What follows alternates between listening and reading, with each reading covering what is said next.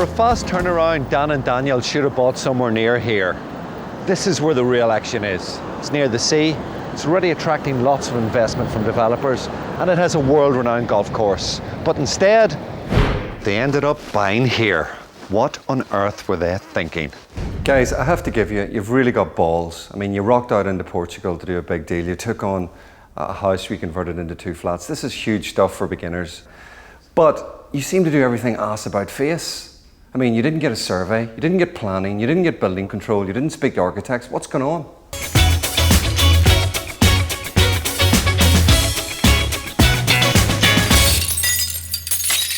Now, what does this lifestyle say to you? Well, we've got a lot of different sort of stuff in here, you know, mix match. Well, I think it says mates round, but also professional as well with the computer. It says one thing to me, students. And this is a joke. This needs some serious work. It's not a bedroom, it's not an office, it's nothing. The credit crunch hit the city too. Banks stopped lending to us and to each other. 2009, banks and mortgage companies will still be cautious about lending. You'll still need a good deposit, and they'll only lend to people they'll be sure they'll pay them back. You can forget about the days when you got 100% mortgages or loans were based on 7 times salary. Those days are gone. The parameters have changed, possibly forever.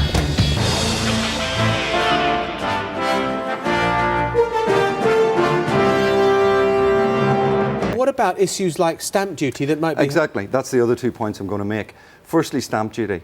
That needs to be put up to 250. 175 was too little, too late. There's loads of people in 1-bedroom flats that are much more expensive than 175. First-time families, most of the houses are over 175. We need to help first-time buyers and small families. And the third thing is, which I think this is very important, is the HIPS packages. They're a waste of time. We need to get rid of them. They're bureaucratic, they're costing too much money, and they're putting sellers off. I think this kitchen is the crux of making this design work for me. And the kitchen, in my mind, has to go either in there or in there. Instinctively, for me, the kitchen would be in what is such a beautiful, beautiful area, isn't it? This is such a waste as a kitchen. Big, beautiful chandelier, table, 12 friends round, breaking bread.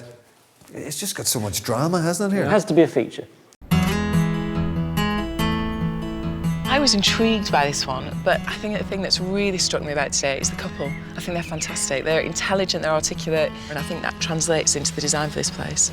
But I can't help thinking them possibly a little bit naive. I'm expecting to hear the carpenters playing in the background.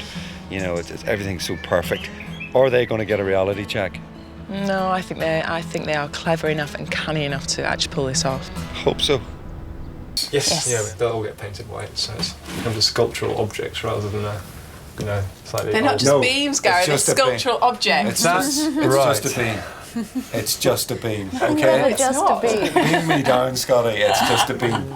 Sculptured object, come on. I can't even find it. Pretentious.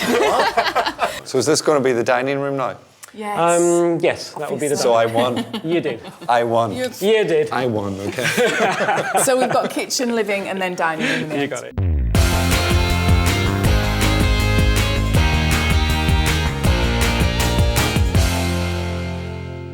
Welcome. This spot is a long way from the Algarve, the top holiday destination in Portugal. I'm in a remote but beautiful area, an hour's drive from Oporto in northern Portugal. This is the real Portugal, and it's becoming an increasingly popular place with holidaymakers. But the really great news is that property around here is cheap, and that means there's money to be made in these hills. We're in a whistle-stop tour around the 7 deadly sins of property developing, in the company of some former offenders who've agreed to share the lessons they've learned from their bad behaviour. Our next sin looks at the perils of getting too slack with the cash when you're shopping for that dream property. I think it's very disappointing that companies like Northern Rock are going after people. After all, these are the people, the taxpayers, who really bailed those guys out in the first place. And they're being very aggressive, putting thousands of families out really on the street, if you like, every week. And, Adam knows the reality of this, and I work very closely with Shelter.